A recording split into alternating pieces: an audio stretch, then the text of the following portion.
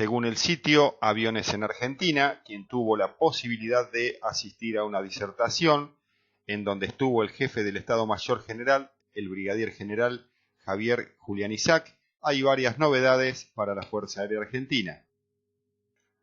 Con respecto a los Hurón, el sábado 13 de noviembre salió hacia Estados Unidos la tripulación para ir en búsqueda del cuarto avión, que en realidad debería haber sido el matriculado TC-118, pero debido al incidente sufrido en agosto de este año, su entrega quedó retrasada.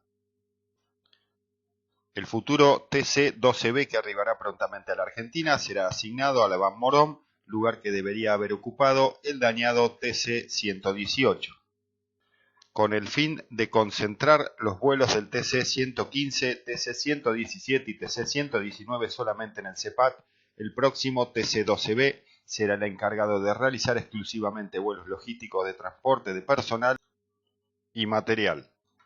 Por otra parte, viene encaminada la búsqueda del segundo 737-700, aunque a diferencia del primer ejemplar adquirido, el plan es traerlo ya convertido a versión QC, Quick Change, con puerta de carga y piso reforzado. En una muy buena noticia y seguramente que a todos nos va a tocar el corazón, si bien siguen los trabajos relacionados con el proyecto de la versión ICR denominada Pucará Fénix, la Fuerza Aérea Argentina ha tomado la decisión política de volver a poner en servicio 12 y A-58D para que vuelvan a cumplir su misión original para el que fueron diseñados, es decir, volver a ser un avión de apoyo de fuego, o COIN. Los aviones que serán seleccionados se encuentran almacenados en la Tercera Brigada Aérea de Reconquista, y se trata de 12 células que ya han sido seleccionadas con nivel de horas de vuelo muy bajas. El proyecto contempla la remotorización y digitalización de ambas cabinas en los 12 aviones, más instalación de un sistema de climatización. La totalidad de los trabajos estarán a cargo de FADEA. En cuanto a los Tucano y los Texan, la novedad más importante es la realización de un enroque entre los Texan 2, que forman parte del grupo escuela de la Escuela de Aviación Militar en Córdoba, y los Embraer Tucano del Escuadrón 2, operativo EMB 312 de la Brigada Aérea Reconquista, provincia de Santa Fe. Mientras que los Tucano volverán a su asiento inicial, la Escuela de Aviación Militar. Nuevamente como entrenador avanzado, el avión norteamericano pasará a ocupar el lugar del Tucano en la Tercera Brigada Aérea. La vuelta del Tucano para formar los futuros pilotos no va a interrumpir el proceso de modernización que se les está llevando a cabo, como tampoco el proceso de instalación del pod de ametralladoras Tordo en todos los aviones en servicio. El fundamento de esta decisión radica en las enormes diferencias tanto de performance como de capacidades instaladas de los aviones T6C más Texan 2.